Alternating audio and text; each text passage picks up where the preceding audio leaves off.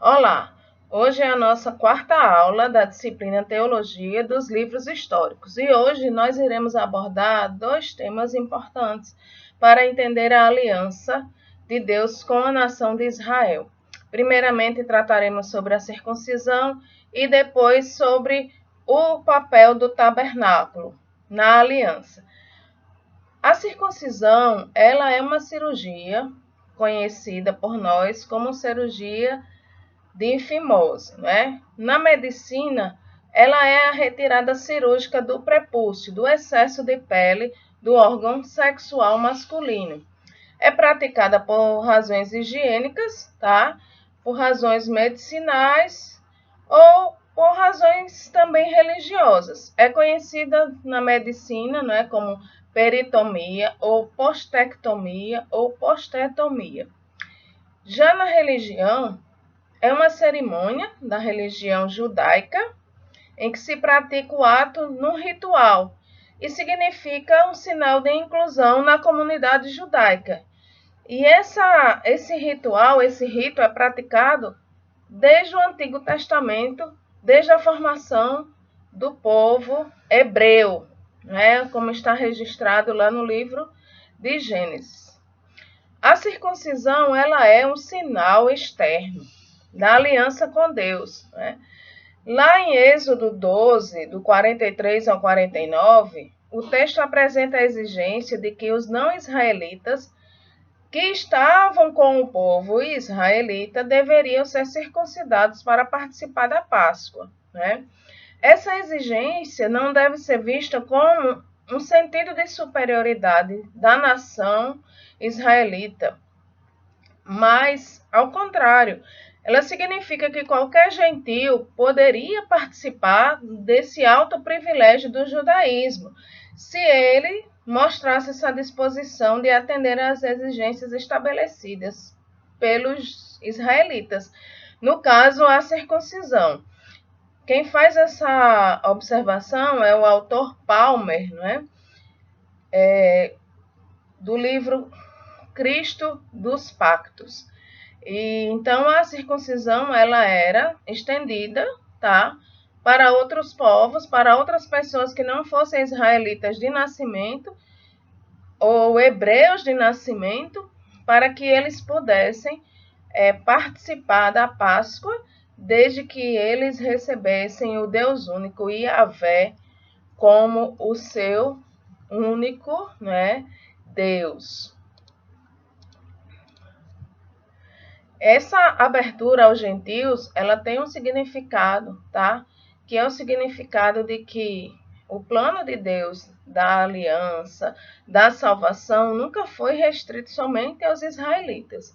Então, nós temos diversos exemplos no Velho Testamento de que Deus, né, na verdade, ele tem esse plano, né? Ele estabeleceu esse plano de salvação para todas as nações, para pessoas que eram consideradas gentias, que eram estrangeiras. Então, não era restrito apenas à nação de Israel.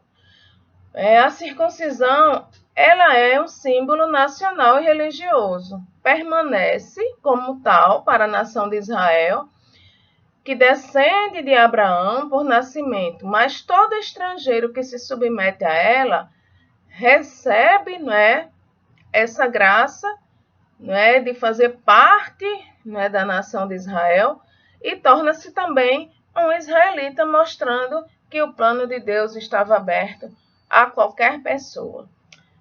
E, na verdade, né, diferenças de raça nunca constituíram obstáculo para se juntar a Israel, pois esse não conhecia, né, o conceito, né, de superioridade. Não deveria conhecer, na verdade, não deveria defender esse direito de superioridade, porque esse nunca foi o propósito de Deus.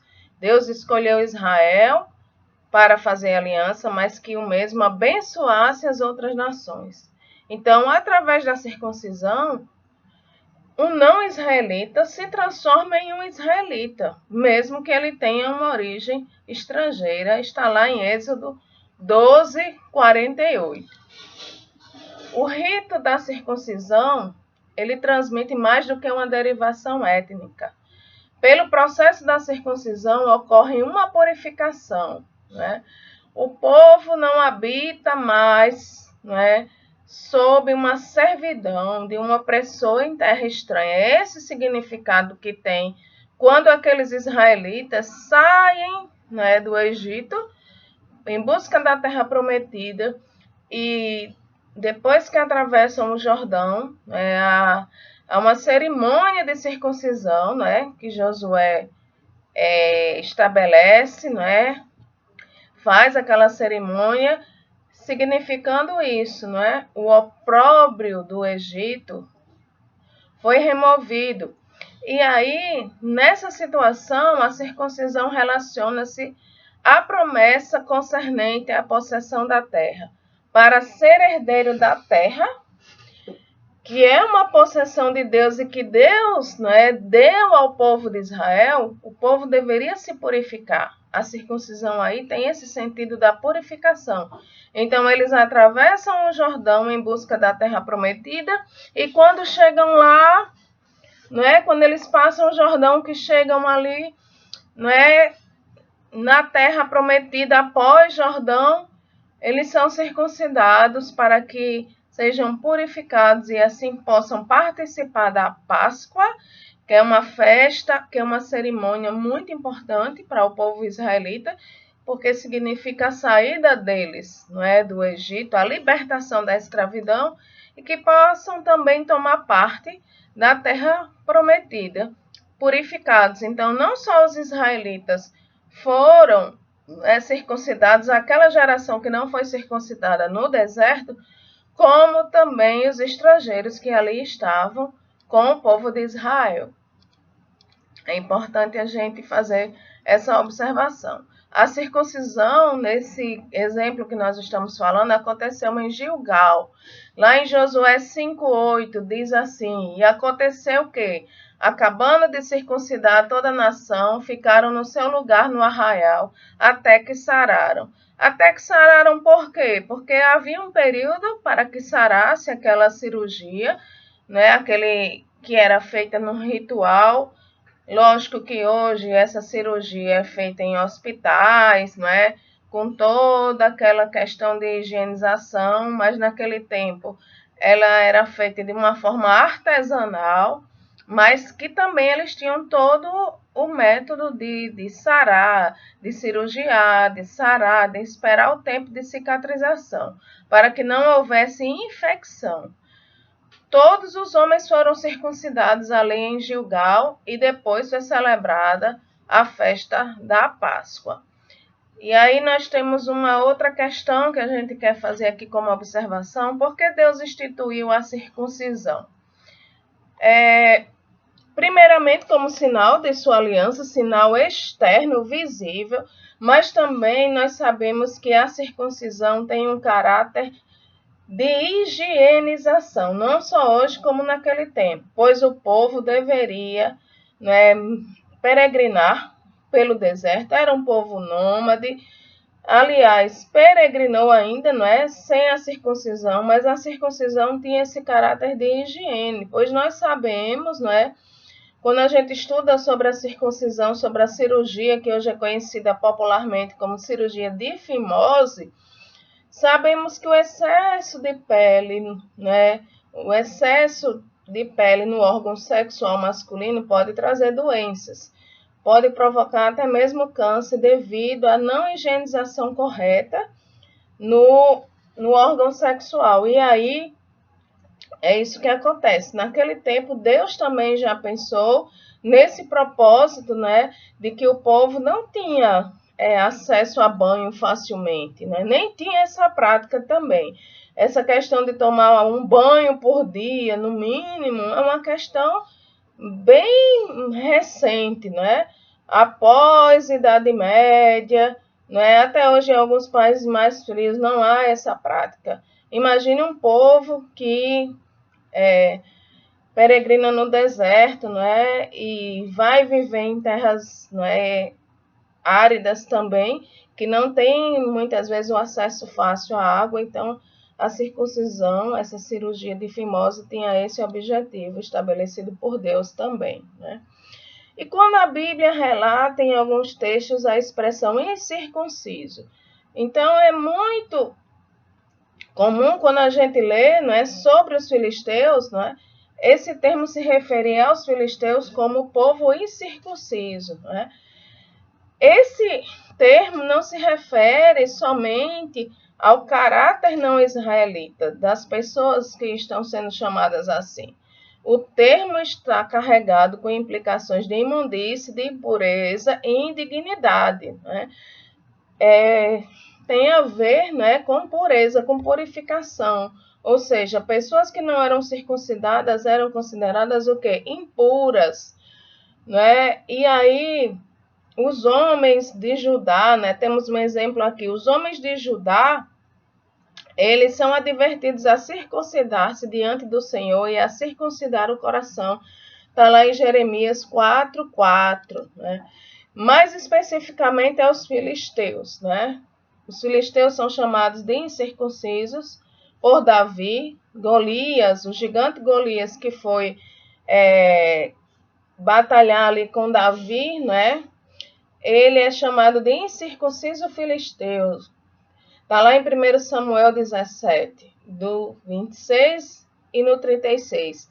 Saul disse que preferia morrer antes de cair nas mãos dos incircuncisos. 1 Samuel 31:4. Davi também teme diante da perspectiva da notícia da morte de Saul ser espalhada em território filisteu, porque assim as filhas de um povo incircunciso começariam a vangloriar-se da morte do rei de Israel. Está lá em 2 Samuel 1:20. Ou seja, as mulheres celebravam as vitórias, ou pranteavam as derrotas. Havia esse costume, iam para as ruas.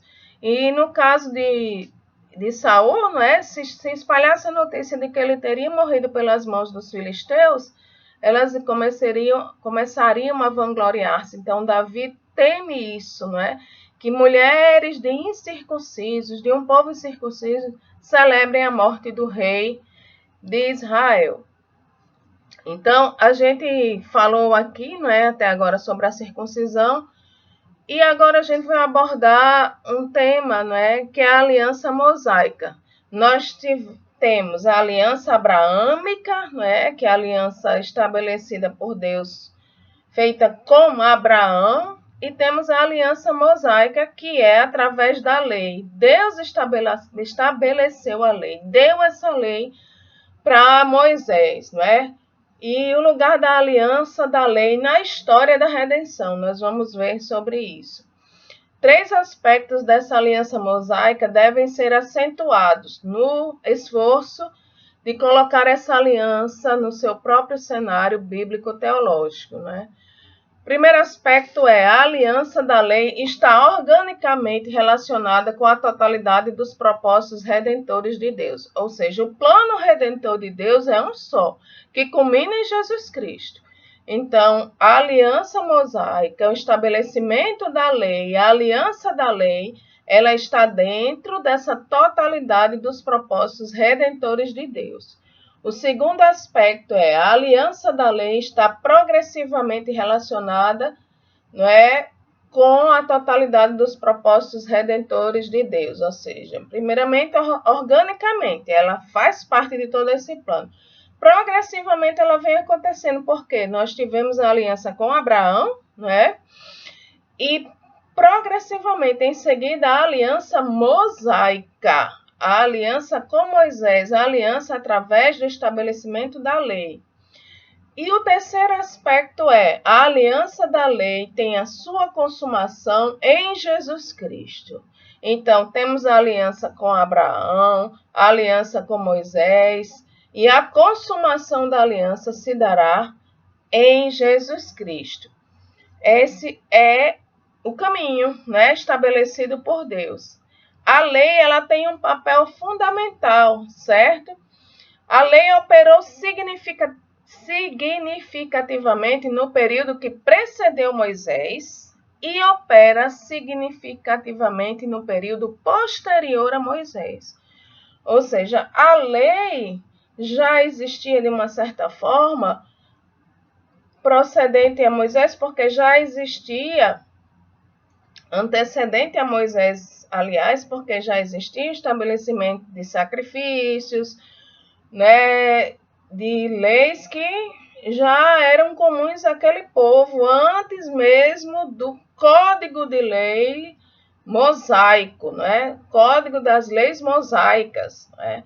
Esse Código de Lei, ele operou também significativamente posterior a Moisés. Moisés morreu, mas essa lei, ela continuou, tá? Ela continua a operar no povo de Israel pós-morte Moisés. Então, durante toda a estada na Terra Prometida, a chegada, o estabelecimento, essa lei deveria ser cumprida, não é? Embora diversas vezes ou muitas vezes Israel desobedeceu a essa lei, não cumpriu a lei, não é, de acordo como deveria fazer, pois foi desobediente, não é? Se prostituiu no sentido religioso, pois adorou a deuses pagãos, assimilou práticas daqueles povos estrangeiros que habitavam ali na terra de Canaã. Falaremos agora sobre o tabernáculo da antiga aliança, né? Que foi também um elemento importante para a gente compreender, né, o plano de Deus de salvação, né, de aliança de Deus com a humanidade, das promessas de Deus para a humanidade. Em 2 Samuel, capítulo 7, né, há uma importância a essa essência do conceito da aliança. A passagem descreve a maneira singular pela qual Deus continuou a identificar-se com seu povo. E diz assim: porque em casa nenhuma habitei, desde o dia em que fiz subir os filhos de Israel do Egito, até o dia de hoje. Mas tenho andado em tenda, em tabernáculo, segundo Samuel 7:6. Ou seja, Deus estabeleceu a construção da sua casa, do tabernáculo. Por que uma tenda para ser a casa de Deus? Porque o povo era nômade, não é? O povo, antes de se estabelecer ali na terra prometida, ele era nômade. Montava e desmontava o seu acampamento conforme Deus determinava, não é? Com a noite com a coluna de fogo, durante o dia com a nuvem, e aí quando a nuvem se movia ou a coluna de fogo se movia, eles sabiam que era hora de ir para outro lugar. Quando ela parava, a nuvem ou a coluna de fogo, eles paravam. E assim, né, através desses sinais sobrenaturais, Deus se comunicava com seu povo. E assim como eles montavam e desmontavam as suas casas, o acampamento, faziam com o tabernáculo, que era a tenda, não é? Que representava, aliás, que recebia ali, né, a presença de Deus entre o povo. Durante todos os dias da peregrinação de Israel, Deus peregrinou com ele. Sua glória se alojava numa tenda, assim como Israel habitava em tendas. O tabernáculo também é um sinal visível da aliança de Deus com Israel. Então, do jeito que a circuncisão era um sinal visível da aliança com Deus, o tabernáculo também. O tabernáculo alojava a glória de Deus, tá? Era em tenda, como eu já disse, porque o povo era nômade e tinha que ser construído algo que pudesse ser montado e desmontado conforme o povo ia mudando de lugar. E como era o tabernáculo? Qual era o seu significado? O tabernáculo era uma tenda onde o povo de Israel se reunia para adorar a Deus. O seu propósito era permitir que as pessoas se aproximassem de Deus, chegassem junto de Deus, porque o mesmo representava a presença de Yahvé, a presença de Deus entre o povo. Tabernáculo significa tenda, não é? Uma grande tenda, digamos assim. No Monte Sinai, Depois que tirou os israelitas do Egito, Deus deu a Moisés as indicações sobre como construir o tabernáculo. Então, Deus deu todo o projeto do tabernáculo, né? Todas as medidas, quais os materiais que deveriam ser usados. E que materiais seriam esses? Como que eles iriam construir? Com o material que eles trouxeram do Egito, né? Quando eles saem do Egito, eles recebem muitos presentes, né?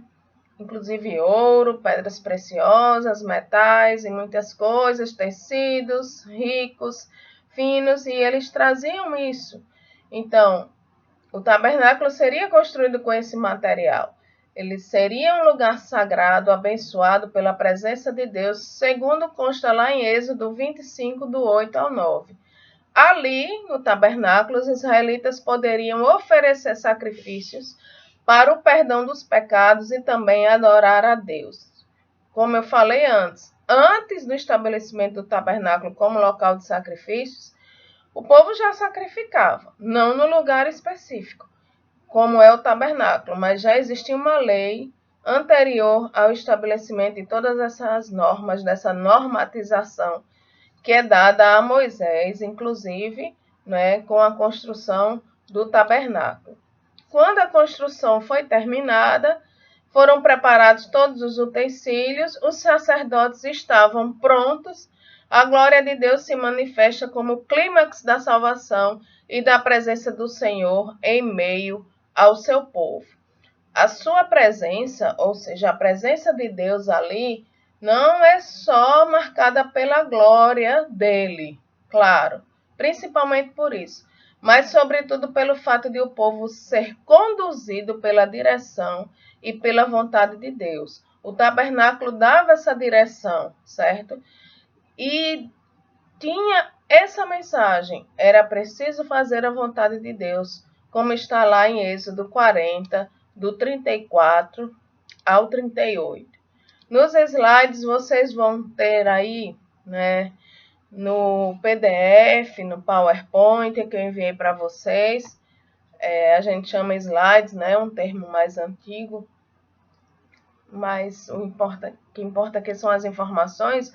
Vocês vão ver algumas imagens, né, de como o tabernáculo ficava no centro do acampamento, como as tribos estavam ordenadas ali ao redor do tabernáculo. A tribo de Levi ficava logo após o tabernáculo, ao redor, antes das outras tribos, porque os levitas eram aqueles que iam cuidar do tabernáculo, não é?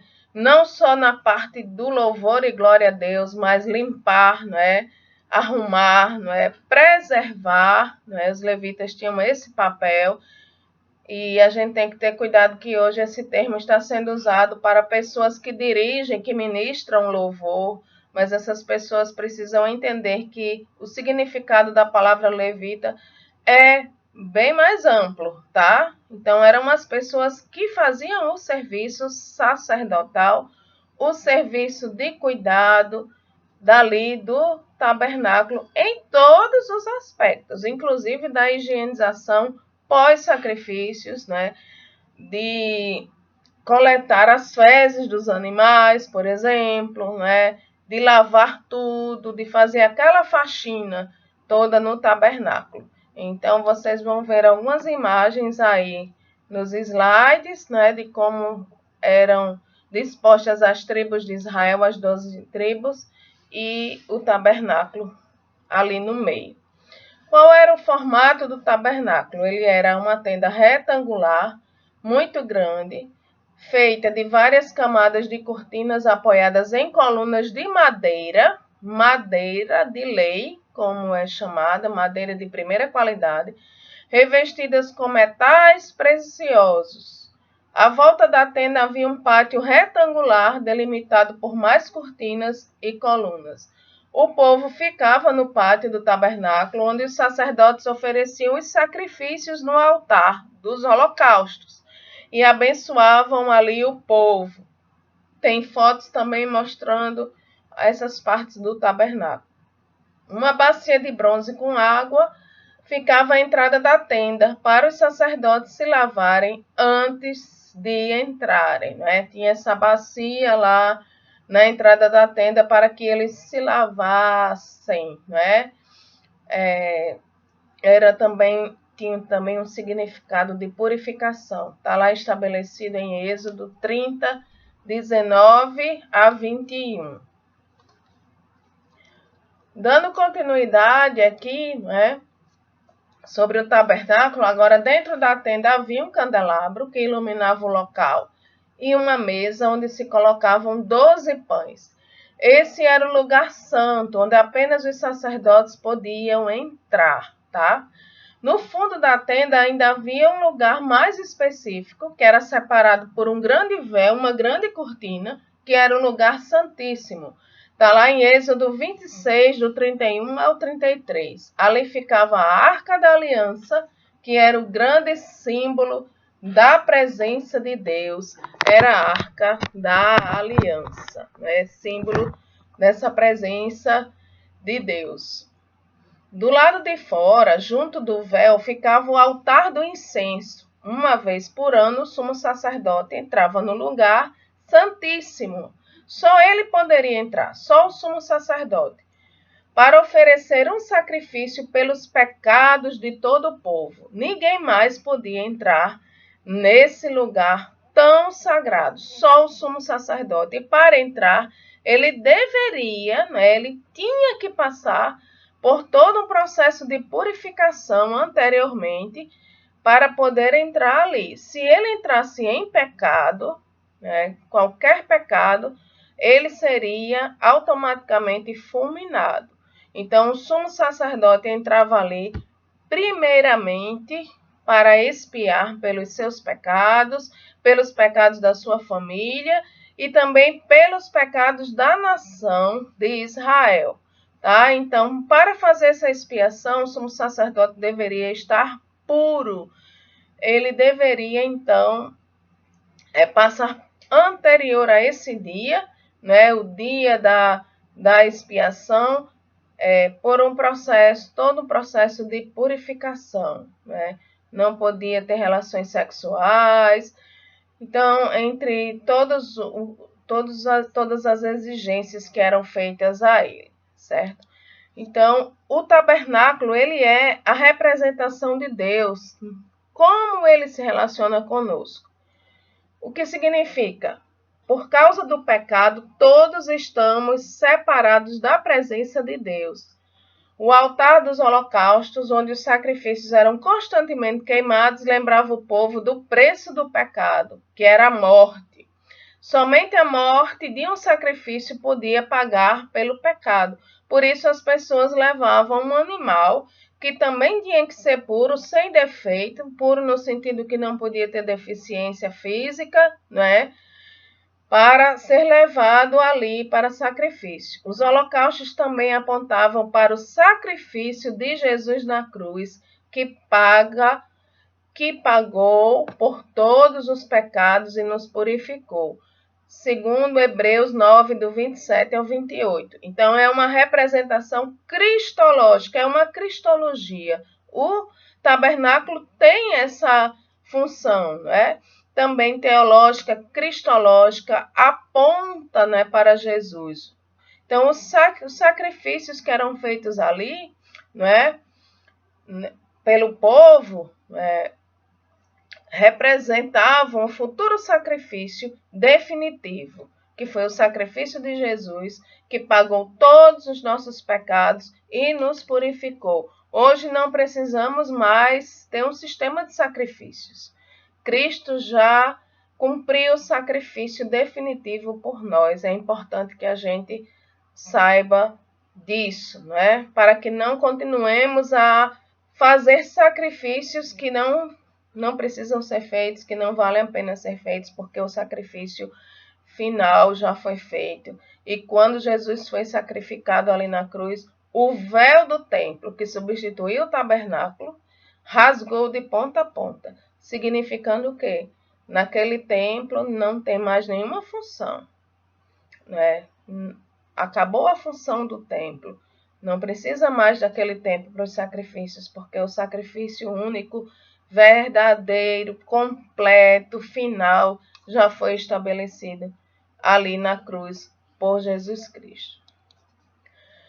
Então, somente os sacerdotes podiam entrar no lugar santo do tabernáculo, se aproximando de Deus depois de se purificarem e com roupas especiais. Havia uma vestimenta especial para eles.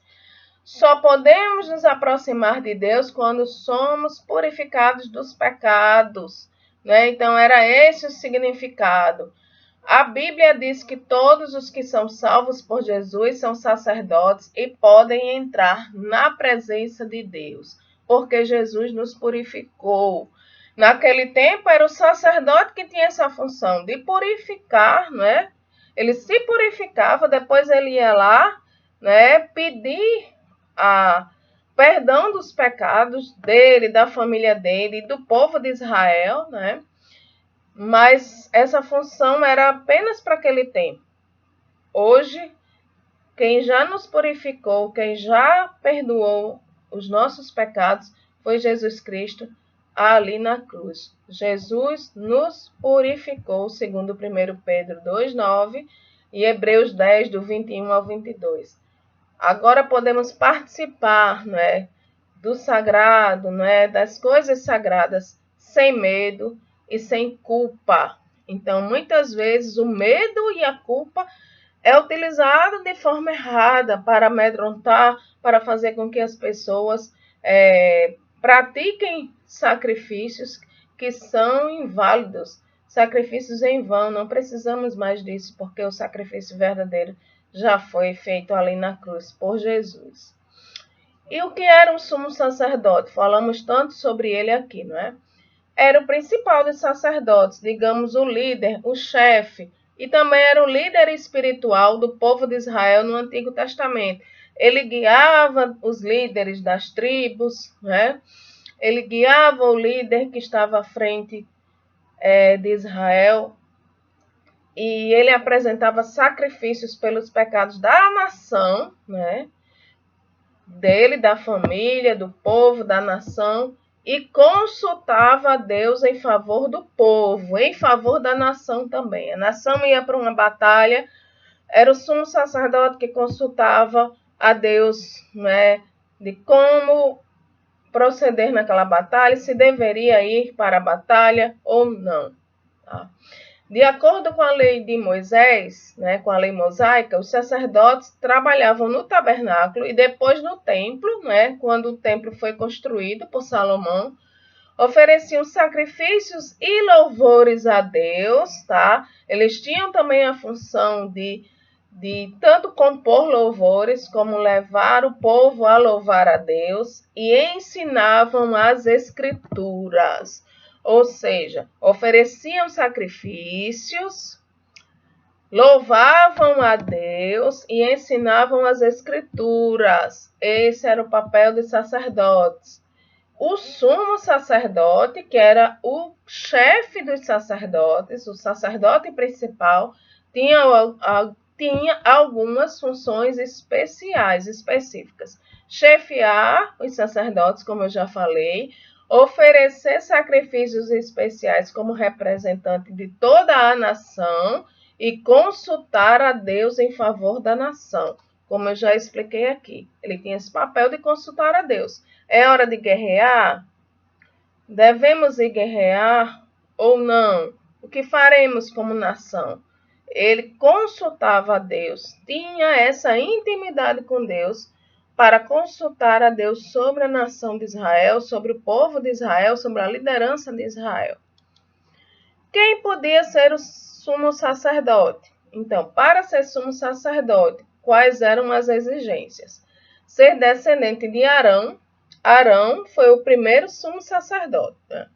Ser homem, então mulheres não podiam ser sumos sacerdotes, tá? Ou sumos sacerdotisas, não podiam. Não ter defeito físico, não podia ter nenhum defeito físico. E se o primeiro filho do sumo sacerdote que iria substituí-lo tivesse um defeito físico, uma deficiência? Então, né, essa palavra defeito, né, a gente nem deve usar mais, né? Mas uma deficiência. E seria então o próximo filho depois do primogênito. E ser aprovado por Deus, principalmente, né? O comportamento dele, a obediência a Deus era observada também. Quando o sumo sacerdote morria, outro era escolhido e consagrado para aquele trabalho, conforme está lá em Êxodo 29, do 29 ao 30. Então, como eu já falei, no dia da expiação, que era aquele dia especial, né, que era uma festa religiosa, na verdade, né, o sumo sacerdote entrava na área restrita do templo. Quando eu falo festa religiosa, era uma celebração. Ele entrava no lugar santíssimo, oferecia um sacrifício especial a Deus diante da Arca da Aliança, que era o símbolo da presença de Deus, a Arca da Aliança. O sumo sacerdote oferecia o sangue de um sacrifício por seus pecados e o pecado de todo o povo durante aquele ano. Isso era realizado uma vez por ano. Todos os pecados seriam perdoados, conforme está lá em Levítico 16, do verso 32 ao verso 34. Somente o sumo sacerdote podia entrar no lugar santíssimo, como a gente já viu. E agora, vendo teologicamente, por que Jesus é chamado de sumo sacerdote? Ele é chamado de sumo sacerdote, Jesus Cristo, porque ele ofereceu um sacrifício por todos os nossos pecados, assim como o sumo sacerdote fazia naquele tempo. À semelhança do sumo sacerdote, Jesus foi consagrado para entrar na presença de Deus e oferecer um sacrifício especial por todos nós. Está lá em Hebreus 7, do 24 ao 26. O sacrifício de Jesus, como sacrifício do sumo sacerdote, paga por nossos pecados. Mas o sacrifício de Jesus foi completo. Por quê? Porque agora não é necessário todo ano fazer um sacrifício. Nenhum outro sumo sacerdote ofereceu um sacrifício perfeito, porque todos tinham pecado. Os sumos sacerdotes tinham pecado, por isso precisavam passar por uma purificação todo ano, certo? Mas Jesus Cristo foi aquele que ofereceu o sacrifício perfeito. Não é? Jesus não tinha pecado algum. Ele se ofereceu somente uma vez e isso foi suficiente. O sacrifício de Jesus foi único e suficiente. Está lá em Hebreus 7, do 27 ao 28. Ele se ofereceu somente uma vez e essa única vez foi suficiente para perdoar os pecados de todos os que o aceitam como Senhor e Salvador. O sacrifício de Jesus foi único, completo e perfeito. Não é necessário mais sacrifícios. Diferentemente do sumo sacerdote do Antigo Testamento, né, e que atravessou toda a história de Israel, no judaísmo, da religião judaica, né? Lá no Antigo atravessa também ao Novo Testamento, né? Pois havia um templo ali construído por Herodes. Não é necessário mais todo ano ir lá, não é? Sacrificar, oferecer sacrifício pelo povo. Jesus Cristo já foi sacrificado por todos nós. Uma única vez é o sacrifício perfeito. Não precisamos mais de outro sacrifício ou de outros sacrifícios. Não precisamos mais de um tabernáculo, porque o tabernáculo era um símbolo da realidade espiritual naquele tempo. Jesus cumpre todas as funções do tabernáculo dentro dos nossos corações. Não precisamos mais do tabernáculo. Tá? Então, essa é a cristologia contida no tabernáculo. Esse é o significado, não é, do sacrifício perfeito, não é, que foi estabelecido por Deus através de Jesus Cristo. E aí nós temos, né, toda essa teologia dentro do tabernáculo como um instrumento importante, não é, para a aliança ali no Antigo Testamento. Nós temos aqui algumas partes, né, que nós vamos falar sobre o tabernáculo. O Santo dos Santos, ou Santíssimo Lugar, nós já vimos que era aquela sala do tabernáculo onde ficava a Arca da Aliança, era onde era realizada a cerimônia anual de sacrifício pelo sacerdote. Ele levava um sangue, né? O sangue de um cordeiro sem mácula para pedir perdão pelos pecados do povo, né? Nós temos aí a Arca da Aliança, que segundo o livro de Êxodo, a montagem da Arca da Aliança foi orientada por Moisés, instruído por Deus, que indicou seu tamanho e forma. Dentro da Arca da Aliança foram guardadas as 2 tábuas da lei, né? Da lei dos 10 mandamentos, a vara de Arão, que foi o primeiro sumo sacerdote, e o vaso do maná. Esses 3 objetos representavam a aliança de Deus com o povo de Israel. As tábuas da lei, a vara de Arão e o vaso do maná, que era mandado por Deus, né, durante ali a peregrinação pelo deserto, depois da saída do Egito. Objetos do tabernáculo. A pia da purificação era uma pia feita de bronze, era um dos mobiliários do tabernáculo e depois do templo. A pia ou bacia de bronze ficava no átrio, entre o altar do holocausto e a entrada do santuário. Era ali onde os sacerdotes lavavam as mãos para a purificação. A mesa dos pães da proposição. O propósito dessa mesa era colocar 12 pães feitos de farinha, de flor de farinha, como diz a Bíblia, colocados em 2 filas de 6, cada pão representava uma das tribos de Israel. Esses pães não continham fermento, assim como os pães, né, ou o pão da Páscoa judaica, né, não contém fermento, chamado pão asmo. O altar do incenso estava para a frente, antes do véu, era uma peça de mobília do santo lugar, onde o incenso era queimado. Era feito de madeira de acácia, revestido de puro ouro. Estava mais alto do que qualquer outro objeto do lugar santo. O lugar santo era o lugar anterior ao Santíssimo. O candelabro, ou menorá, que significa lâmpada, é um candelabro de 7 braços, um dos principais e mais difundidos símbolos do judaísmo, né? Era construído de ouro batido, maciço, feito por Moisés para ser colocado dentro do santo lugar, que era aquele lugar antes do lugar santíssimo, onde os sacerdotes entravam. Juntamente com o altar do incenso e a mesa dos pães da proposição, ele ficava ali no lugar chamado lugar santo ou santo lugar.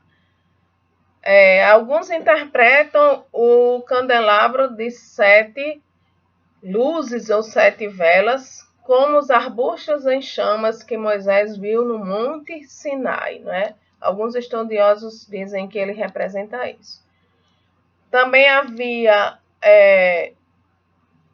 uma especificação para as vestimentas do sumo sacerdote e dos sacerdotes comuns, tá? E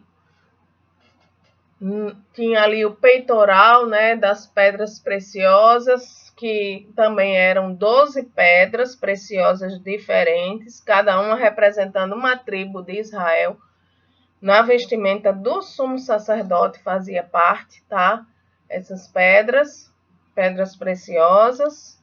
Então, nós vimos aí algumas observações, algumas especificidades no tabernáculo, que vocês podem estudar melhor, não é?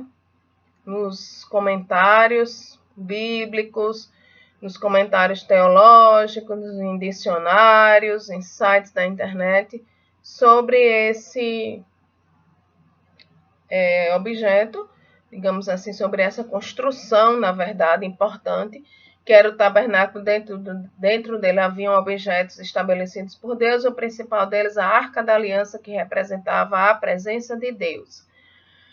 O tabernáculo, depois que o povo de Israel chega na terra prometida, na terra de Canaã, ele vai ser estabelecido, vai ficar ali na cidade de Siló. A sede dele será a cidade de Siló, O tabernáculo vai ficar naquela cidade até a construção do templo em Jerusalém, quando aí a casa de Deus passa a ser permanente, não mais uma tenda.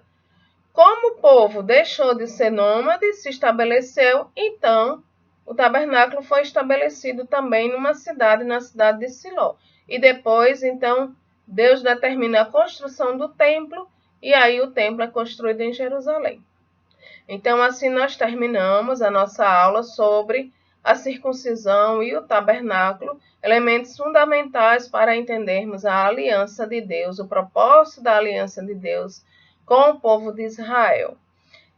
E que todos aproveitem bem essa aula, espero que tenham aproveitado e que possam ficar mais interessados em estudar o Antigo Testamento, que é muito rico, e os livros históricos também são riquíssimos em detalhes sobre a história de Israel e sobre a teologia contida no Antigo Testamento. Encerramos por aqui.